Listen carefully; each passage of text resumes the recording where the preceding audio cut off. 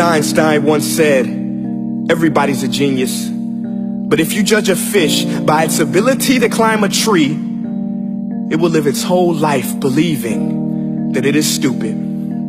Ladies and gentlemen of the jury, today on trial we have modern day schooling. Glad you could come. Not only does he make fish climb trees, but also makes them climb down and do a 10-mile run. Tell me, school, are you proud of the things you've done? Turning millions of people into robots, do you find that fun? Do you realize how many kids relate to that fish?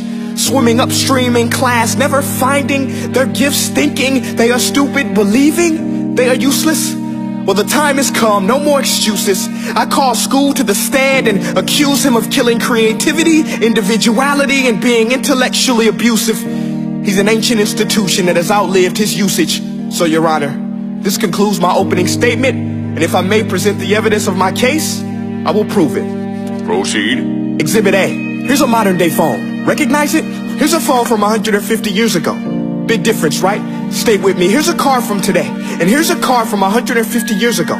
Big difference, right? Well, get this. Here's a classroom of today, and here's a class we used 150 years ago. Now ain't that a shame? In literally more than a century, nothing has changed. Yet you claim to prepare students for the future? But with evidence like that, I must ask, do you prepare students for the future or the past?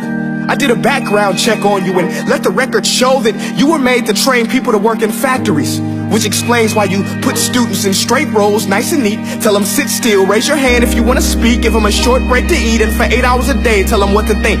Oh, and make them compete to get an A letter which determines product quality, hence grade A of meat.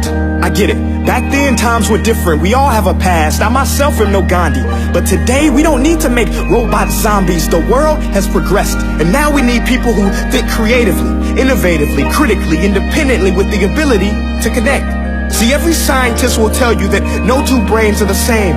And every parent with 2 or more children will confirm that claim.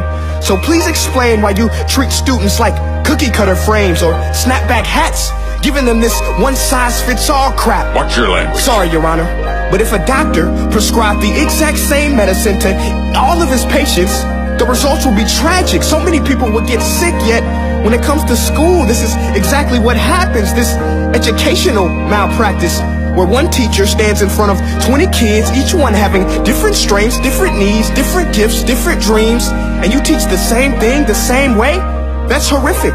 Ladies and gentlemen, the defendant should not be acquitted. This may be one of the worst criminal offenses ever to be committed. And let's mention the way you treat your employees. Objection. Overruled. I want to hear this. It's a shame. I mean, teachers have the most important job on the planet, yet they're underpaid? No wonder so many students are short-changed. Let's be honest. Teachers should earn just as much as doctors, because a doctor can do heart surgery and save the life of a kid. But a great teacher can reach the heart of that kid and allow him to truly live. See, teachers are heroes that often get blamed, but they're not the problem. They work in a system without many options or rights. Curriculums are created by policymakers, most of which have never taught a day in their life. Just obsessed with standardized tests. They think bubbling in a multiple choice question will determine success. That's outlandish. In fact, these tests are too cruel to be used and should be abandoned, but don't take my word for it. Take Frederick J. Kelly, the man who invented standardized testing, who said, and I quote, "These tests are too cruel to be used and should be abandoned." Ladies and gentlemen of the jury, if we continue down this road, the results will be lethal. I don't have much faith in school, but I do have faith in people. And if we can customize healthcare, cars, and Facebook pages, then it is our duty to do the same for education, to upgrade it, change it, do away with school spirit, because that's useless.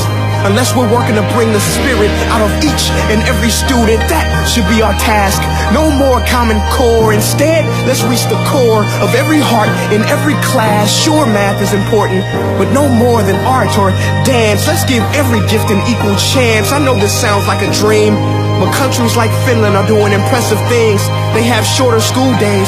Teachers make a decent wage. Homework is non-existent, and they focus on collaboration instead of competition. But here's the kicker, boys and girls. Their educational system outperforms every other country in the world.